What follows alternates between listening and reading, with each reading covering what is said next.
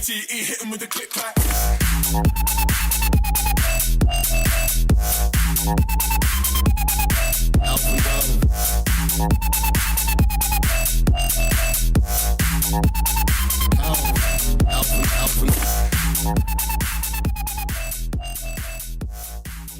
Hey, what's happening? It's your best fiend, notdan, and I wanted to talk to you today about a little project that I'm running called PHOENIXPOLICE.LIVE.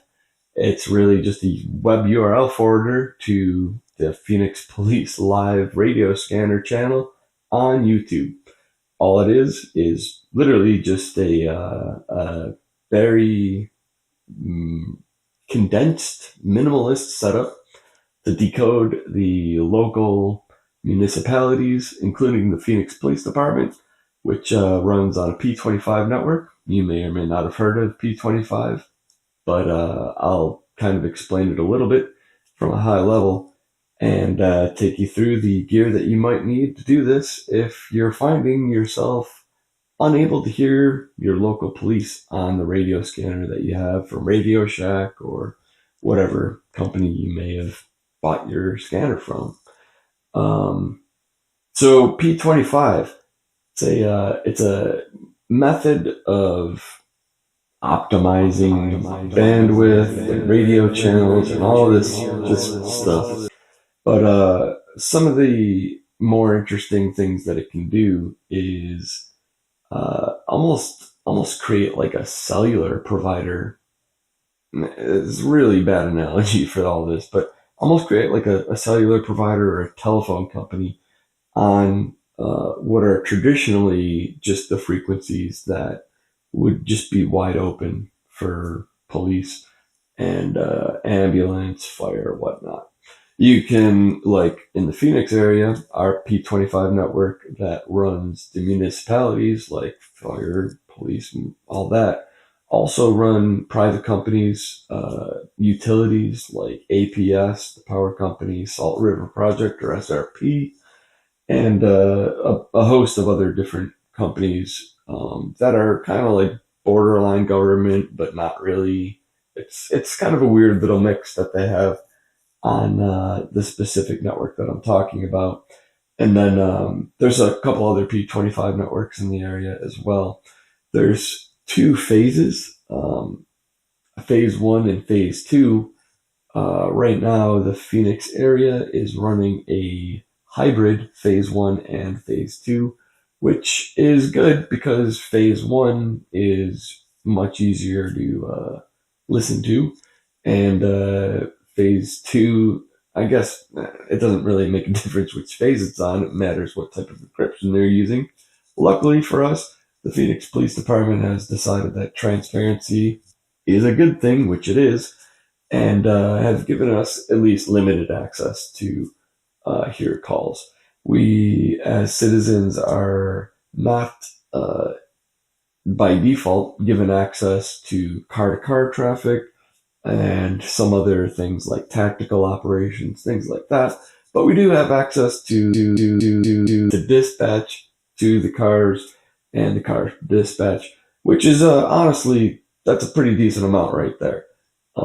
As we kind of run through how the channel works and everything, or if you've been listening for a little amount of time, you'll notice that it has mostly, it defaults to the right side, but it definitely comes through on the left side as well. The reason for this is literally just overload, right? So if there's somebody getting stabbed on 51st and Southern, and then all of a sudden somebody else gets stabbed on 51st and Baseline, not that 51st might be an issue of any sort, perish the thought, but if those two calls are happening simultaneously, well, they need to happen. So in order for us to hear them, I figured, and this is a pretty common thing, you split them up, have it on the two channels.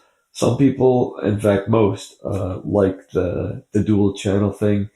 If you don't like it, I feel it can get overwhelming at times. Just turn off one of your speakers, or turn the setting so it's just on left or right. I usually would say pick the right channel though.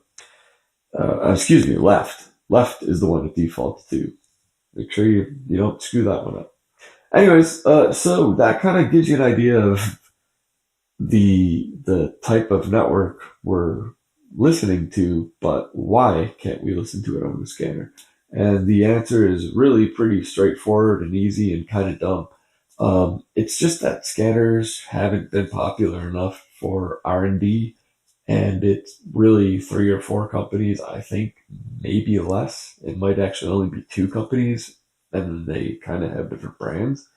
But I know Radio Shack brand got bought out by some guy that bought Recon, which was another super advanced scanner. These are all like $500-$600 scanners. Some are $1,000. They're totally insanely priced. The stuff that I run on, well, you'll see in a second. It could fit in the box smaller than my little drone box here. So we're talking, and I mean that's a really terrible example because it's literally more like it can fit in. It can fit in a pack of cigarettes very easily. And I think what I'll do is just cut that section out and restate it right now. And then maybe this could be on a blooper reel because it's going to be watched so often and I'm going to get an Oscar and all this other shit. Fuck myself. All right. So I'm going to stand in the approximate position and we'll do a morph cut. And I'll just say, and so for P25, the reason that it's even a thing or something that we're having to talk about right now is the evolution of technology hasn't really kept up with the interest in scanning.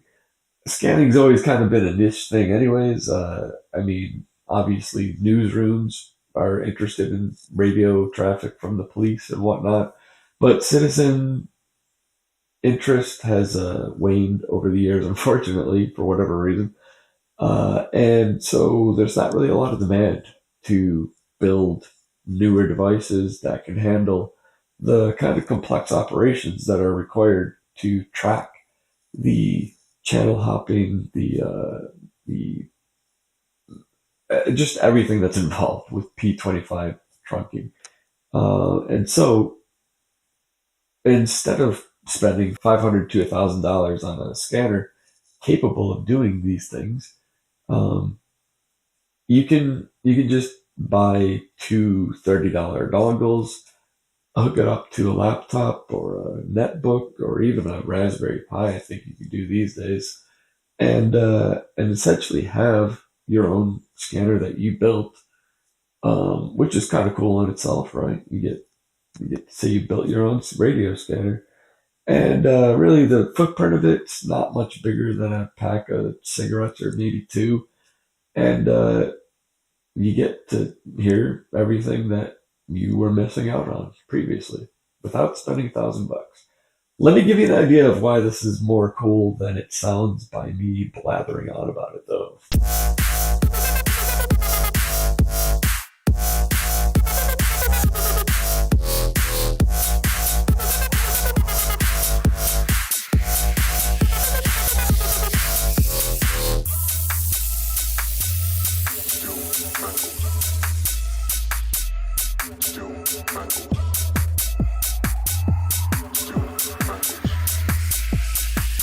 And so, really what I'm running here is a smaller Dell machine. This is it's just an Optiplex 3060. Nothing fancy at all by any stretch of the imagination. I don't even have a monitor, as you can see up here. This is a guest bedroom, actually. So our guests get to stare at that ugly shit. Anyways, it is running on 2 SDR radio dongles. These are both version 5s. I think version 5 is actually pretty important to run instead of running like the 3s or 4s or whatever. All right, and so if you take a look behind here, you can see that I have one of the dongles just straight up coming right out the back of the Dell Optiplex. And again, the second one's right there. The splitter is right there. And that all runs just to these two antennas right here in the window. One is not actually even being used. So yeah, this guy right here, just kind of hanging up there. The reality of it is, that's it. That's the footprint of PHOENIXPOLICE.LIVE. I know you guys were probably maybe expecting something more elaborate, but actually, to make it even more funny, these two right here, yeah, I don't have those there usually. I had them there because I was doing some updates, but the reality is that's more about what it looks like, except I don't have any of the other black stuff up there, like the trash bag and all that crap. One thing I do usually keep around though is the keyboard and whatever, like that usually is kept here. And over there we got a monitor that's actually normally used for video cameras and cinema cameras. But since it's got HDMI in and out, it's perfect to connect to a computer that uses HDMI too. Hope you guys enjoyed. See you on the next one. Setting up SDRTRUNK.